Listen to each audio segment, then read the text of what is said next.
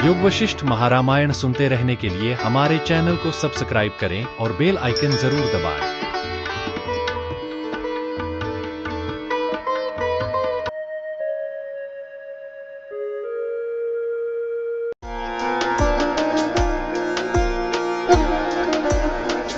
निर्वाण प्रकरण सर्ग 78। क्रम से उनके वैराग्य, सतशास्त्र के अभ्यास में उनकी निष्ठा तथा चूड़ाला के विवेक और ज्ञान लाभ का वर्णन। महाराज वशिष्ठ जी ने कहा, हे रामभद्र, इसी प्रकार अनेक वर्षों तक दृढ़ प्रेम से संपन्न उस दंपति ने दिन पर दिन होने वाली यौवन की अमंद लीलाओं से रमण किया। अनंतर एक के पीछे एक यूं आवृत्तिशील अनेक वर्ष बीत गए और फूटे हुए घड़े से जल की नाई धीरे धीरे गल रहा तारुण्य देखकर उन्होंने विचार किया। तरंग समूहों के सदृश अति चपल आकृति वाले भंगुर शरीर से व्यवहार कर रहे जीव का पक्व फल के पतन की नाई देह वियोग किसी भी प्रकार हटाया नहीं जा सकता। कमल पर हिम रूपी वज्र की नाई इस देह पर अब जरा गिरने के लिए उन्मुख हो ही रही है, क्योंकि करतल से जल की नाई निरंतर आयु निकलती ही जाती है। वर्षा काल में कटु तुम्बी लता के सदृश एकमात्र भोग और उसके साधनों की तृष्णा बढ़ती जाती है और पर्वत नदी के वर्षाकालिक पूर की नाई वेग पूर्वक यौवन बहता ही जाता है। यह जीर्ण स्थिति वाला शरीर आदि रूप जीवन इंद्रजाल के सदृश असत्य ही है और धनुष से छूटे हुए बाणों के सदृश विषय सुख दूर दूर भागते जा रहे हैं। आमिष अर्थात मांस के ऊपर झपट झपट कर गीध उसे जैसे नोचते हैं, वैसे ही आध्यात्मिक आदि दुख और तृष्णा चित्त के ऊपर झपट झपट कर उसे नोचते हैं और यह शरीर वर्षा काल में जल के बुदबुद के सदृश क्षण भर में ही विलीन हो जाने वाला है। विचार कोटि से प्रविष्ट हुआ यह व्यवहार कदली गर्भ के सदृश निसार ही ठहरता है और 100 पत्नी चाहने वाले पुरुष की प्रियतमा के सदृश यह यौवनावस्था शीघ्र छोड़कर भागती जाती है। वृक्ष में रस शोषण के सदृश जबरदस्ती इष्ट विषयों के अलाव से जनित दौर मनुष्य प्राप्त होता है। इसलिए इस संसार में ऐसी कौन वस्तु है जो शुभाकृति, सुस्थिर एवं अत्यंत सुंदर हो और जिसकी प्राप्ति कर यह चित्त फिर जन्म मरण आदि दशाओं में पीड़ित न हो। उस दंपति ने इस प्रकार विचार कर यह निश्चय किया कि संसार रूपी व्याधि का असली औषध अध्यात्म शास्त्र ही है, इसलिए उसी का दीर्घ काल तक विचार किया जाए। केवल आत्मज्ञान से ही संसार रूपी महामारी शांत हो जाती है। यह निर्णय कर वे दोनों आत्मा का ज्ञान संपादन करने के लिए तत्पर हो गए। अध्यात्म शास्त्र में ही उनका चित्त लग गया और प्राण भी उसी में थे। उसी में उनकी निष्ठा थी। अध्यात्म शास्त्र वेत्ता की ही उन्होंने शरण ली थी, उसी की अर्चना में निरत रहते थे। उनकी इच्छा भी अध्यात्म शास्त्र की ही रहती थी और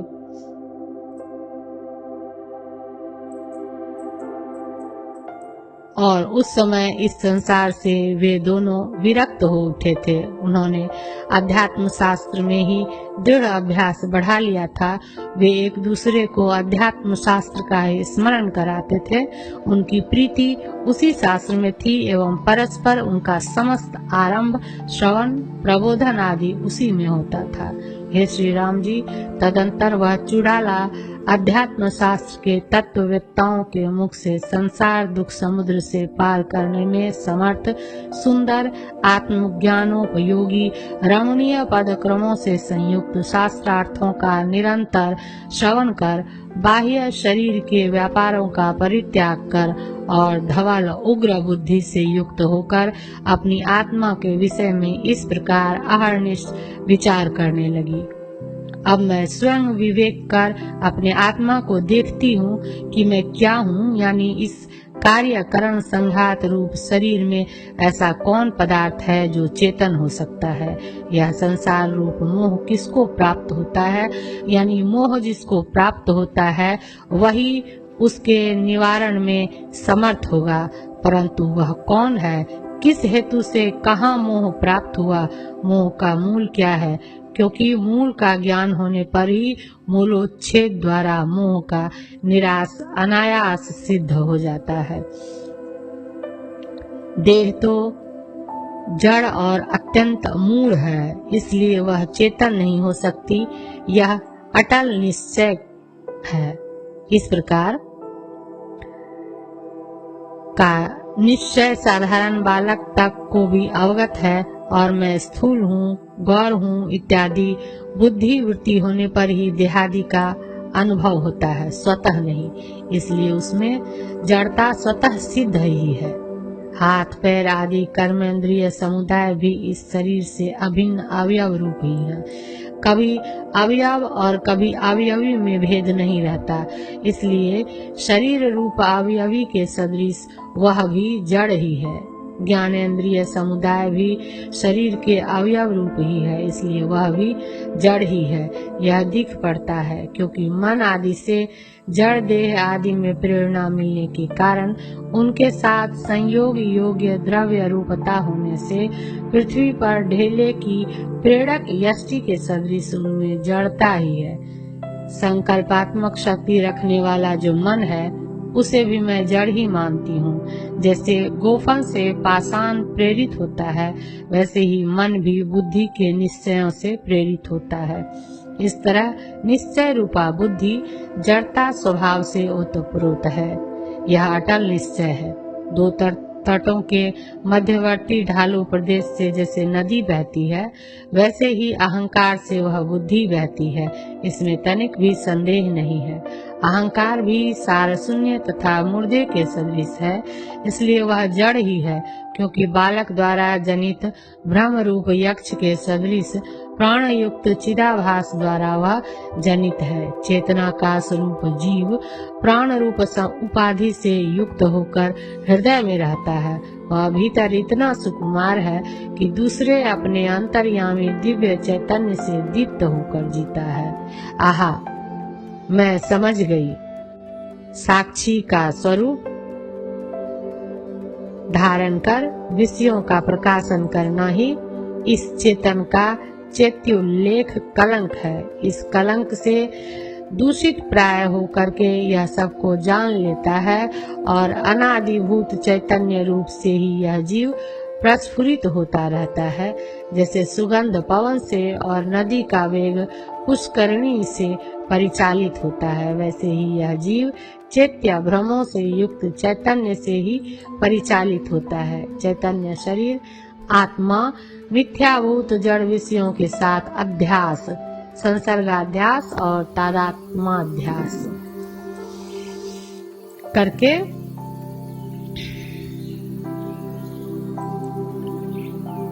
जड़ जैसा बन जाता है और अपने असली प्रकाशमान धवल स्वरूप का उस प्रकार परित्याग कर देता है, जिस प्रकार तप्त जल या समुद्र जल में गिरा हुआ अग्नि अपने भास्कर प्रकाशमान स्वरूप का परित्याग कर देता है।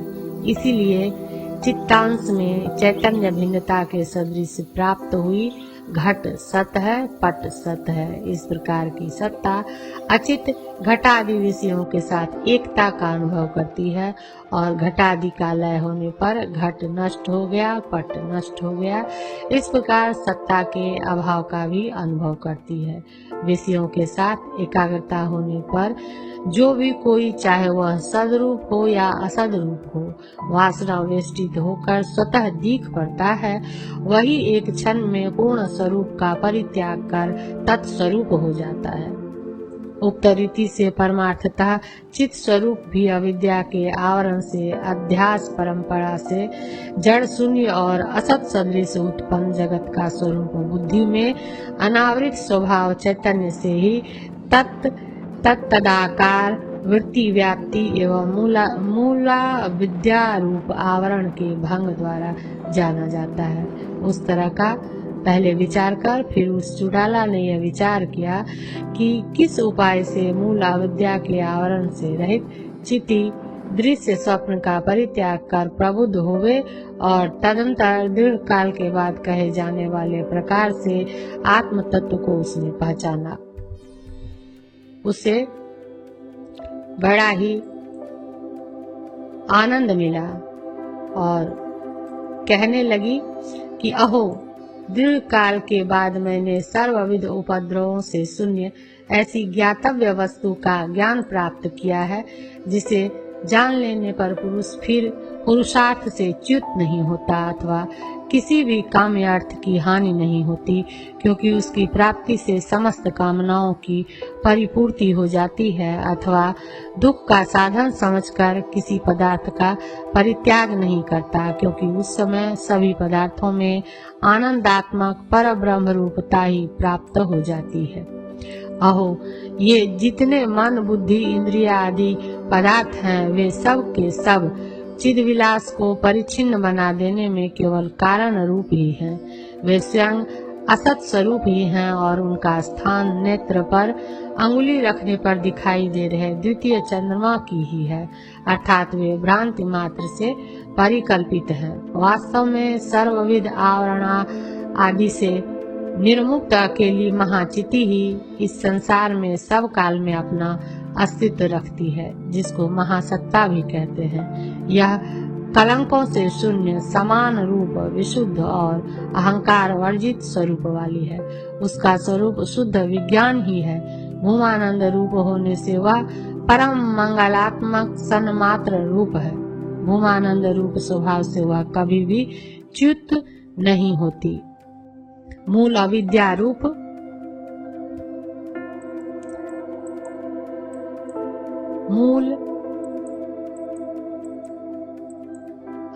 रूप आवरण के भंग से एक बार उसका यदि साक्षात्कार हो जाए तो वह फिर कदापि आवृत नहीं होती। इसलिए वह वेदांत आदि अध्यात्म शास्त्रों में लक्षणा वृत्ति से नित्य उदयवती कही जाती है। उसी का ब्रह्म परमात्मा आदि नामों से सर्वत्र गान किया जाता है। चैत्य ज्ञेय आदि त्रिपुटी समूह इससे भिन्न कोई दूसरी वस्तु ही नहीं है, क्योंकि यह त्रिपुटी साक्षी रूप उसी से प्रकाशित होती है। यह साक्षी स्वरूप चिति किसी दूसरे प्रमाण से सिद्ध नहीं होती, क्योंकि त्रिपुटी प्रवृत्ति के पहले ही वह स्वयं सिद्ध है, अतः वह आद्या चिति कही गई है। चैत्य शून्य जो यह चिद रूपता है वह उसका अविनाशी रूप है। मन बुद्धि इंद्रिय आदि पदार्थों के स्वरूपों से वह चिति ही विवर्तित होती है। मन बुद्धि आदि विवर्तों से चैतन्यात्मा जब प्रमात्री रूपता प्राप्त करता है तब उसमें तरंग कणों के कल्लोलों के सदृश यह जगत रूप भूत भौतिक पदार्थों की अस्तित्व स्फुरित होती है। जो यह जगत सत्ता का रूप प्रसिद्ध है वही अधिष्ठान भूत महाचिति का दूसरा स्वरूप है, क्योंकि वह सत्ता रूप चिति स्फटी मणि के समान जगत का प्रतिबिंब असंग होकर ही धारण करती है। और यह जगत सत्ता तो व्यवहारिक तथा प्रातिभाषिक पदार्थों में अपने अपने अधिष्ठान के अनुसार उदित है। इन कारणों से जगत की सत्ता का अधिष्ठान सत्ता से पृथक निरूपण न हो सकने के कारण यह केवल माया रूप ही है। जगत का निर्माण करने वाली ब्रह्म से अभिन्न शक्ति से जो अधिष्ठान सत्ता विद्यमान है उसी से जगत सत्ता अतिरिक्त सी भासती है। यहाँ माया से अतिरिक्त किसी दूसरी सत्ता का संभव है ही नहीं। इसलिए नाम रूप विशेषों का प्रलय होने पर जगत सत्ता माया सबल ब्रह्मात्मना ही अवस्थित रह जाती है और माया का बाध होने पर आनंदय का रस स्वरूप सन्मात्रात्मक आत्म तत्व का वह स्वयं अनुभव करती है। अलंकार आदि की जो विचित्रता है वह जैसे अलंकारों का विनाश हो जाने पर सुवर्ण सत्तात्मना ही उदित होती है, वैसे ही जगत का विलय हो जाने पर जगत की सत्ता माया सबल ब्रह्मात्म रूप से उदित होती है और माया का बाध हो जाने पर सच्चिदानंद स्वरूप आत्म सत्ता का स्वयं अनुभव करती है। जैसे स्वप्न तथा इंद्रजाल आदि में द्रव रूप से परिणत अपने चित्त से सिद्ध समुद्र के जल में तरंग आदि वास्तव में अनुदित भी उदित होती है, वैसे ही महाचिति में वास्तव में अनुदित भी जगत आदि समष्टि चित्त के कारण उदित होते हैं। जैसे स्वप्न में चिद रूप आत्मा ही जलधि में द्रव के कारण चित्त कल्पित जल रूप से तरंग आदि रूपवान पदार्थ होता है, आत्मा से अतिरिक्त वहाँ कुछ नहीं रहता, वैसे ही चिन्मात्र ही मैं जगत रूप से संपन्न हूँ, परमार्थतः पूर्ण चिदात्मक मुझसे अतिरिक्त अणुमात्र भी नहीं है। इस प्रकार अहंग भाव का भी परिशेष न रहने से अनहंग भाव चिन्मात्र ही विस्तीर्ण है। इस चिन्मात्र स्वरूप आकाश के जन्म मरण सदगति असदगति या नाश का कहीं संभव ही नहीं है। यह आत्मा छेदन के योग्य नहीं है, दाह के योग्य नहीं है। यह चिति रूपी आदित्य अति निर्मल है। आहा, मैं दीर्घ काल के बाद शांत होकर चारों ओर से परम सुखी हूँ। अब मैं सर्वविध भ्रमों से निर्मुक्त होकर विचरण कर रही हूँ। मंदराचल से शून्य प्रशांत सागर के सदृश अवस्थित हूँ। ब्रह्मा से लेकर स्तंभ पर्यंत जितने भी प्राणियों के कर्म फल हैं, जितने भी उनके साधनभूत व्यापार हैं एवं जो भी निष्फल वृथा चेष्टाएं हैं, वे सब उस अनंत आकाश स्वरूप चैतन्यात्मा के स्वरूप हैं, जो दृश्याभास से शून्य अत्यंत स्वच्छ अनंत अज अच्युत काल परिच्छेद से शून्य देश और वस्तुकृत परिच्छेद से शून्य आकाश रूप निर्मल बाध रहित और परम है। कुलादि पुरुष जाति से बनाई गई मृतिका की सेना जैसे मृतिका रूप ही है, वैसे ही सुर असुर आदि से युक्त यह विश्व अकृत्रिम परब्रह्म स्वरूप ही है। उसी प्रकार दृष्टा एवं दृश्य रूप सत्ता भी एकमात्र चैतन्य रूप ही है। यह ऐक्य है, यह द्वैत है, यह मैं हूँ, यह मैं नहीं हूँ इत्यादि भ्रम जनित मोह कौन चीज है, वह किस तरह हुआ, किसको हुआ और कहाँ से आया, अर्थात यह सब मिथ्या ही है। अपने अंदर अनंत पारमार्थिक स्वरूप की अनायास प्राप्ति कर अब शांत होकर अवस्थित हूँ। अब मैं मोक्ष सुख में अच्छी तरह विश्रांत हूँ। संसार रूप ज्वर से वर्जित भूले हुए हार की प्राप्ति के सदृश प्राप्त हुए स्वरूप में अब बैठ गई हूँ। अचेतन या चेतन जो भी कुछ जगत प्रकाशित होता है अथवा जो भी कुछ उसके भोक्ता रूप से प्रकाशित हो रहा है, वे दोनों भासमान आत्मा से अभिन्न जो ब्रह्म है तद्रूप आकाश स्वरूप ही है। न तो इदं है, न अहं है और न दूसरा है, एवं न तो भाव और अभाव का संभव है। सब कुछ शांत निरालंब केवल पर ब्रह्म रूप ही होकर स्थित है। इस प्रकार आत्मा के विचार में परायण वह चुड़ाला मोह रूपी निद्रा का आत्यंतिक विनाश हो जाने के कारण यथास्थित इस परम आत्म तत्व का भली भांति परिज्ञान कर राग भय मोह आदि अज्ञान विलासों के शांत होने से उस प्रकार शांत हो गई जिस प्रकार शरतकालीन आकाश की लेखा। 78वां सर्ग समाप्त।